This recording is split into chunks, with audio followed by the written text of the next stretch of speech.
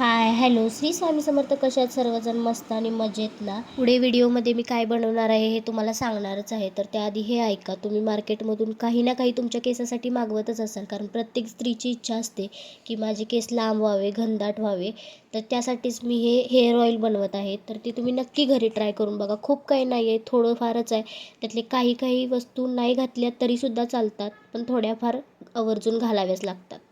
तर त्यासाठी मी आधी शुद्ध खोबरेल तेल घेतलेले आहे आणि त्यामध्येच थोडंसं एरंडेल तेलसुद्धा सोडायचं, जेणेकरून केसांना आपल्या दाटपणा येतो. आणि गॅस चालू करून चांगलं तेल कडक होऊ द्यायचं. त्याच्यानंतरनं लगेचच त्यात मी मोर आवळा किसून घेतला आहे. तुमच्या इकडे काय म्हणतात मोठ्या आवळ्याला मला कमेंट करून नक्की सांगा.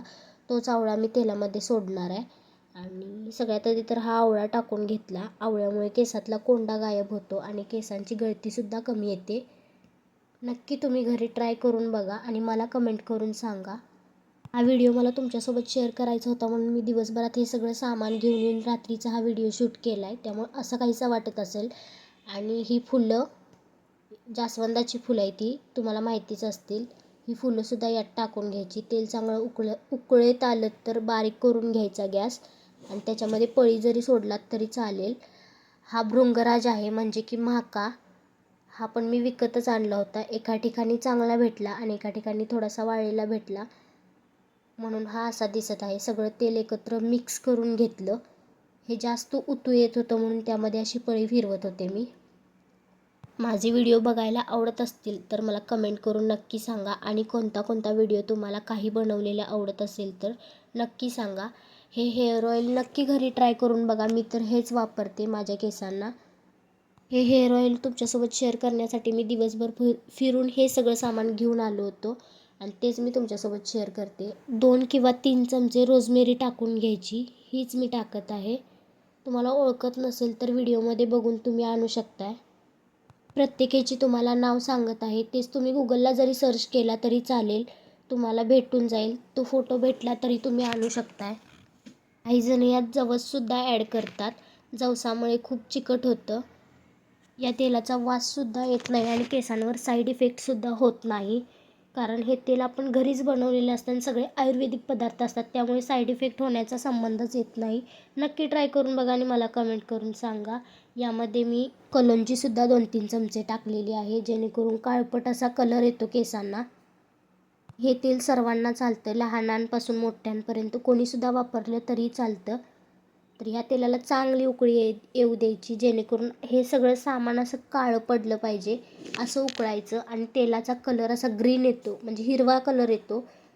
आयुर्वेदिक दुकानामध्ये ब्राह्मणी पावडरसुद्धा मिळते, तीसुद्धा टाकून घ्यायची तेलामध्ये. 2 ते 3 चमचे ब्राह्मणी पावडर टाकून घेतली आणि त्याच्यामध्येच अजून एक पावडर आहे, काहीतरी भृंगराज पावडर मिळते, तीसुद्धा मिक्स करून घ्यायची. तीसुद्धा या तेलात उकळायला टाकायची. काही नसतं, ते भृंगराज वाळवलेलाच असतो. तीसुद्धा यात आपण मिक्स करून घ्यायचा.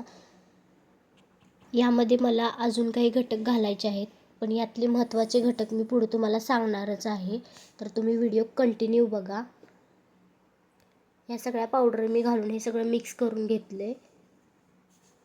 तेलाचा खरंच रिझल्ट खूप भारी आहे, कारण मी स्वतः हे तेल वापरते आणि साईड इफेक्टसुद्धा काही नाही आहे केसांसाठी. तसं तर आपण ऑनलाईन भरपूर गोष्टी मागवत असतो, हेअर ऑइल तर सारखंच बघत असतो, त्यामुळे हे घरच्या घरी ट्राय करून बघा. ऑनलाईनची काही गॅरंटी देऊ शकत नाही की त्याचा साईड इफेक्ट काही होणार नाही. यामध्ये भिजत घातलेले मेथीदाणे टाकायचे, ते सुद्धा चांगले उकळून घ्यायचे. सगळे घटक तुम्ही एकत्र टाकून एकत्र जरी उकळून घेतला तरी चालते. तुम्हाला दाखवण्यासाठी मी एक एक टाकून नाव घेऊन सांगत आहे तुम्हाला. यातले महत्त्वाचे घटक सांगते. मेथीदाणे, आवळा आणि भृंगराज आणि रोजमेरी आणि कढीपत्ता आणि कोरफड, हे खूप महत्त्वाचे घटक आहेत. हे जरी टाकून तुम्ही उकळून घेतलात तरी चालेल. हे सगळे घटक टाकलात तरी अगदी उत्तम. आता मी कढीपत्ता टाकला आहे आणि त्याच्यानंतरनं कोरफडसुद्धा टाकून घेतलं आहे. हे छान उकळून घेणार आणि तुम्हाला मी उकळल्यानंतरनं शेवटला दाखवते तेलाचा कलर किती छान येतो आणि फायनलचा रिझल्टसुद्धा दाखवते तुम्हाला मी. सगळं मी गाळून बाटलीत ओतूपर्यंत मला 12च वाजले होते. असा काहीसा ह्याचा कलर आला होता आणि हे सगळं मी कापडामधून गाळून, चाळणीमधून गाळून मग हे बाटलीमध्ये भरून घेतलं होतं. ते शूट तर काय मी नाही केलं. तर फायनल रिझल्ट असा काहीसा होता. बाटलीत तेल किती छान दिसतंय बघा आणि साईड इफेक्टसुद्धा काय नाही, नक्की करून बघा. Bye bye.